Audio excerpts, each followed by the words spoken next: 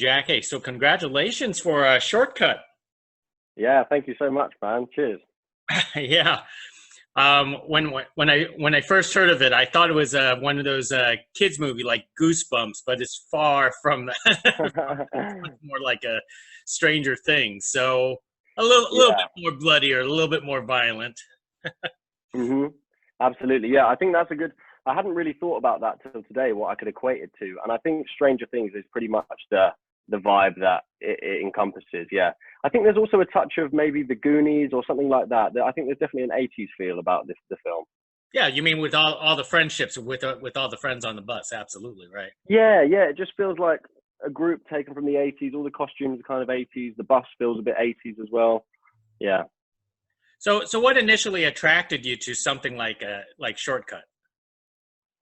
Um, I think throughout the audition process, there was my first audition was I had a monologue to do that I really quite liked the monologue. So I was already sort of had my toes in the project in that respect, and I was eager to find out what was happening with it.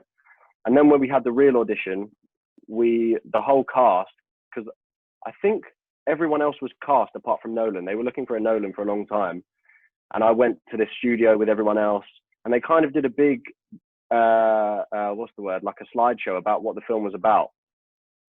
And I think from that moment, everyone was so lovely that day.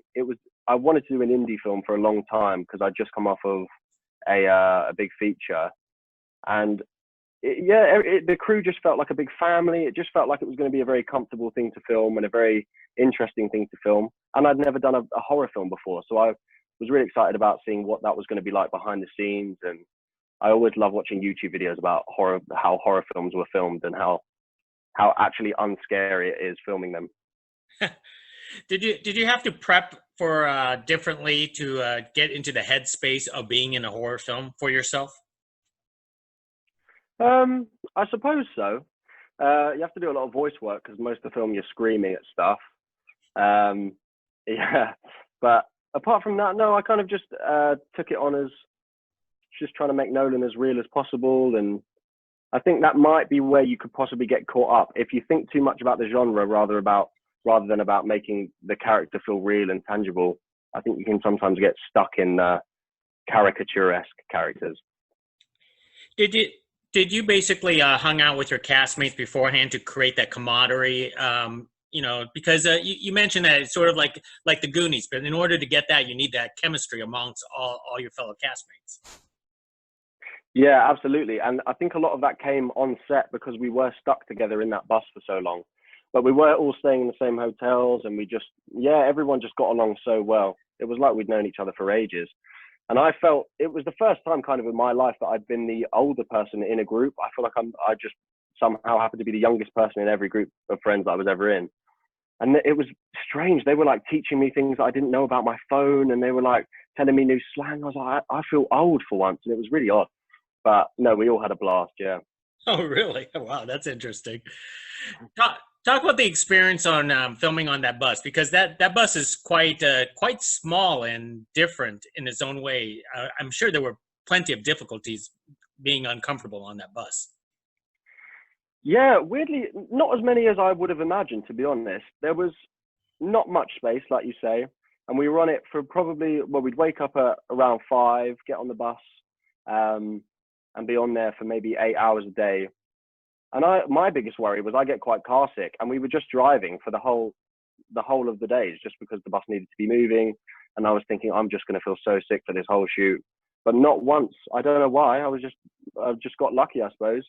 Um, Camera wise, I think it was more uncomfortable for the crew than it was for the actors, because obviously we had the space, we had the two seats either side of us, and they were having to be so like cramped up, like up against the windows and stuff, trying to get the right angle. But we did it in the end, and I think it looks great. I think it looks great.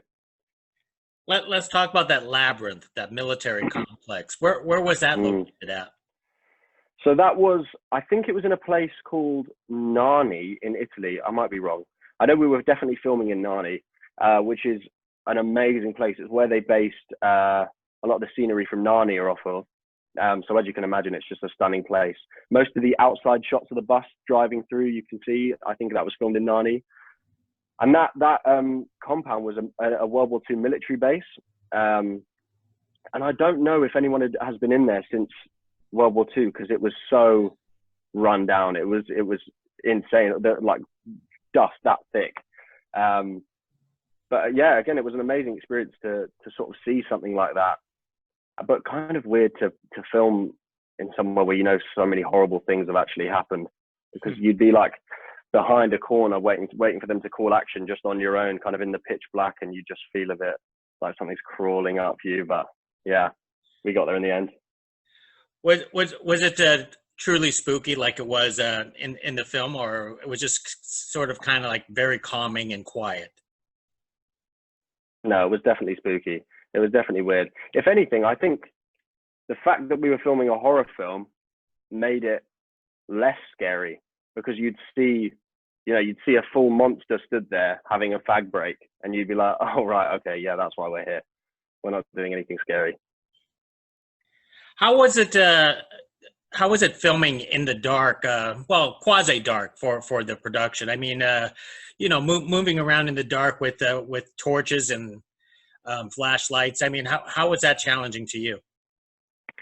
I think it's quite mentally challenging rather than physically, because you'd go in the mornings and you'd be in pitch black all day, and you just would see absolutely no daylight whatsoever.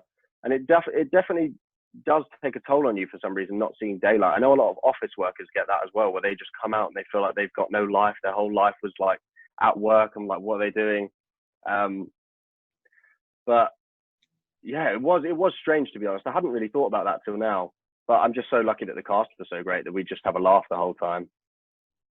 Did you attempt a lot of difficult stunts? Because I know you were running around in the dark pretty often, and I've seen you in a Dragon Heart before, so I know you're familiar with action scenes. Not so much in Shortcut. There was more stunts. There was weirdly a lot of stuntmen. They were in the monster costume for a lot of the scenes. I don't know if you've seen it yet, but there's a scene where the monster gets. Actually, I shouldn't spoil this too much. Okay, there's a scene where something. I'm ruining this. I set something on fire. That is a person in a suit, which is a very odd experience, having to actually set someone on fire.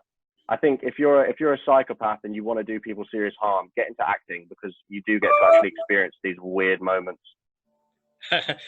I know exactly what scene you're talking about, and that was a pretty awesome scene. I kind of wish I was an actor getting to do. Yeah. I know. And at first, when he told us, I was like, we actually get to do this? And he was like, yeah, you have the stick that's on fire, and you set the guy. Us. I couldn't believe it. I couldn't believe they weren't getting stuntmen to set this guy on fire. It was great. It was really fun. So you just stood there and just watch it? That must have been a sight to see. Yeah. Just watching this man fall to his knees. And also, I don't know why. I think maybe it was completely safe. Maybe it was. I don't know much about how the gel that they put all over themselves works, but it felt like he was on fire for a touch too long. He was laying there for a long while, and we were all like celebrating. And part of me was thinking, cool cut, this guy's been on fire for like 5 minutes. Let's talk about the creature itself. What did it there's one thing to watch it on screen, but what did it look like to you when you saw it in person? It was fantastic. I've never seen makeup so good up that close, and it really did stand like the test of being that close, because it felt like flesh. And I didn't really think about why the monster looked like it did. But when you see it in real life, you can't help but think, if there was something that lives in the dark constantly, is afraid of light, it would look exactly like that thing. I mean, massive eyes so it can see, these like weird teeth so it can suck people's blood. Yeah. I mean, I am spoiling the film. I'm just ruining all the shock. But yeah, no, it was amazing. The makeup artists were great on that. So do you want to do another horror movie after a Shortcut? Yeah, I'm always up for doing horrors. I think horror films I think they had a bit of a stigma around them for a long time of being a bit cheesy and a bit obvious, but I think they're really coming into their own now with things like Us and Get Out. All of that stuff is just so great, and with such political undertones, it's just great. I'd love to do some stuff like that as well. Yeah. Excellent. Well, let me start wrapping things up with you. And I know during times like this, it's a silly question to ask, but how are you staying sane and creative? Because I do understand you're about to start production on a second season of the A-List. Yeah. Well, how do you know that? A little birdie told me. I'm not even supposed to be saying that. Oh. They told me not to tell anyone that. Yeah. I mean, yeah, we are.